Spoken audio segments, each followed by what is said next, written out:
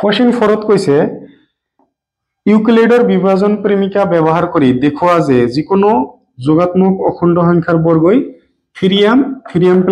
1 আৰহিৰ যত m কোনো এটা অখণ্ড সংখ্যা। প্ৰথমতে আমি ধৰি লৈছো ধৰা হল a এটা যোগাত্মক অখণ্ড সংখ্যা যত b = যত এনেকৈ লিখিব পাৰো যত a = bq + r আৰু b = কি লম b = 3। তো আমি ইউক্লিডৰ বিভাজন প্ৰেমিকা মতে জানো কন্ডিশন কি আছিল 0 r কি হ'ব পাৰে 0 তকৈ ডাঙৰ বা 0 ৰ সমান আৰু কিহতকৈ সৰু হ'ব লাগিব b তকৈ সৰু হ'ব লাগিব। তেনেহলে ইয়াতে 3 তকৈ সৰু হ'ব। তেনেহলে r ৰ মান কিটা আমি লৈ লও। প্ৰথমতে কি হ'ব 0 তাৰ পিছত কি হ'ব 1 2 3 হ'ব নোৱাৰে। কিয় হ'ব নোৱাৰে কাৰণ আমাৰ কন্ডিশনত কি দিয়া আছে ইয়াতকৈ সৰু হ'ব লাগিব। প্ৰথমতে r = আমি 0 লৈ ললো ইয়াতে a = b ৰ মান কিমান দিয়া আছে 3 q r ৰ মান কিমান দিয়া আছে 0 3 q। সো এতিয়া আমি আমাক কৈছে বৰ্গ কৰিব দিছে বৰ্গ কৰা হল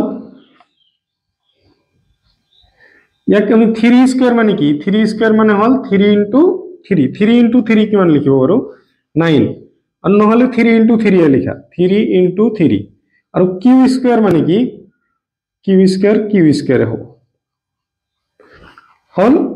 এতিয়া আমি কি লিখিম a স্কয়ার =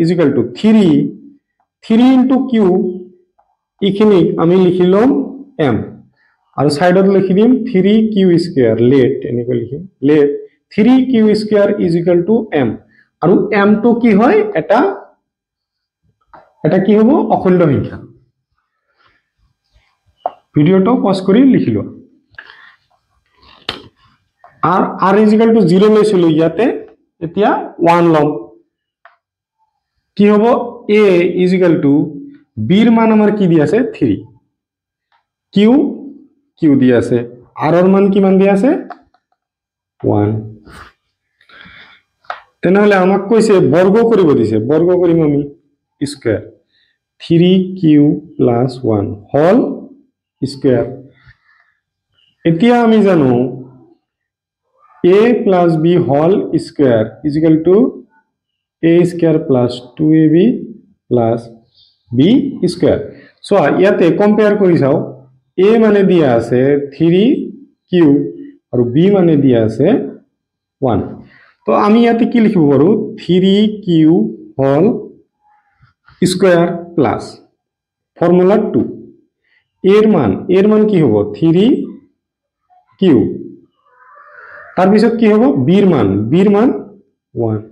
তলত লিখি ললো তাৰ পিছত কি লিখিব লাগে b ৰ মানৰ স্কয়াৰ না তেনেহলে 1 ৰ স্কয়ার। তো ইয়াতে সোয়া a স্কয়ার = 3 স্কয়ার মানে কি হয় 3 * 3 তো আমি 3 * 3 q স্কয়ার লিখিম। সো 2 * 1 করলে কি হ'ব 2 আৰু থাকিল 3q এনেকৈ ৰাখিলো 1 স্কয়াৰ কৰিলে কি হ'ব 1 এ হ'ব। এতিয়া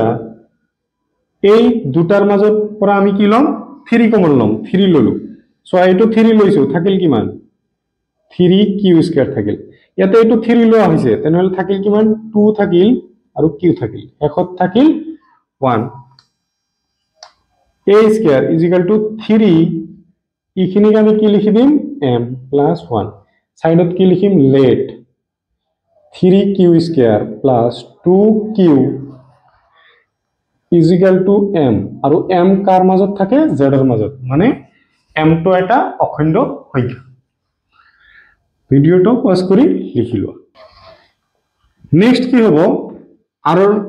0 ৰ কাৰণে ওলালো 1 ৰ কাৰণেও ওলাইছে এতিয়া 2 ৰ কাৰণে ওলাম